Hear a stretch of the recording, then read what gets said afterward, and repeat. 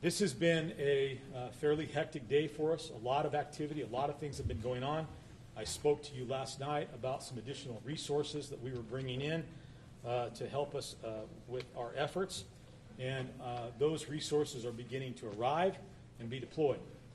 I don't have a lot of update on where we're at with that because, frankly, I wanted my staff to spend time doing the important work that they're doing as opposed to taking time away from that to provide me more information so that I could update you. I understand there's a need for information. I absolutely respect that, and I want to do that, but I also think it's important to let my people do their job. And so tomorrow we'll work on trying to update some of the information with regard to the resources that we have in play here. I will tell you that we continue in our effort to identify and locate people who have been reported missing or who are otherwise unaccounted for. And in that vein, our detectives and the staff working with them spent time compiling a list from all of the calls we have been receiving of those people who are unaccounted for and suspected of missing. We are going to publish that list once we get it completed, and when we do, we're going to ask members of the public to look at the list to determine whether or not they are on it. One of the things that we have found is that there are people out there who their loved ones suspect that they're missing or they're unaccounted for.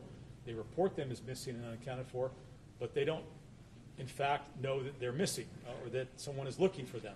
And so in that regard, it'll help us close the loop on that. Look at that. If your name is on the list, it means that someone is looking for you. We would ask that you contact the Butte County Sheriff's Office at our missing persons call center at the numbers that I previously provided. I'll provide them one more time again. Let us know that you're okay so that we can stop our search for you and start looking for someone else. Again, the numbers to the call center are 538-6570, 538-7544, 538-7671, and again, those are all 530 area code numbers. We know that people are receiving busy signals and not being able to get through. We think we've corrected that problem. Our staff is working diligently to answer all of those calls or return the messages. We have received a lot of calls, so there's been a lot of work being done in that regard. In addition to the resources I told you we ordered last night, today we put in another order for 100 National Guard troops. They will work in conjunction with all of the other assets or resources that we have who are searching for human remains. We've ordered those National Guard troops because we want to be able to cover as much ground as quickly as we possibly can.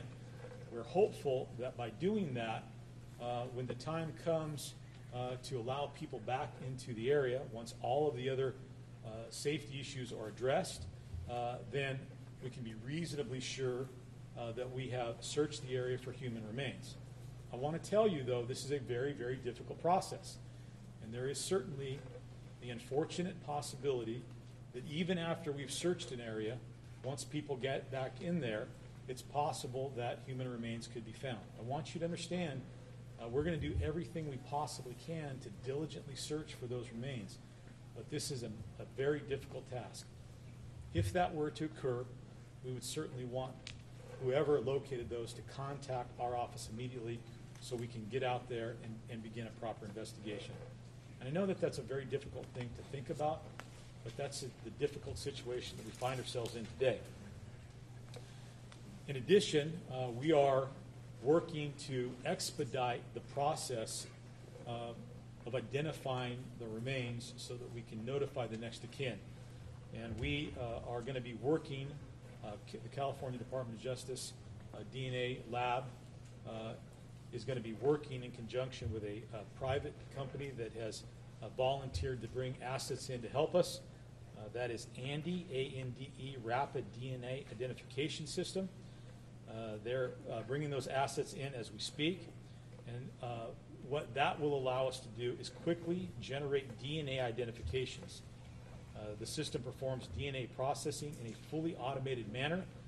so it can be performed by our investigative teams, and this will allow us to identify those victims, hopefully within days, and bring closure to the grieving families. This is, as I understand it, cutting-edge technology. This is a monumental event, and I think it's appropriate to bring to bear as many resources that we possibly can.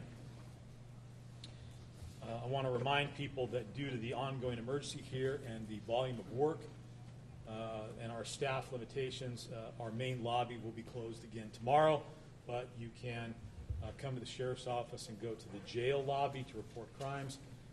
My office remains on duty 24 hours a day, 7 days a week. We will still respond to emergencies and deal with criminal matters, including the efforts that we have dedicated towards the campfire. And as I close here,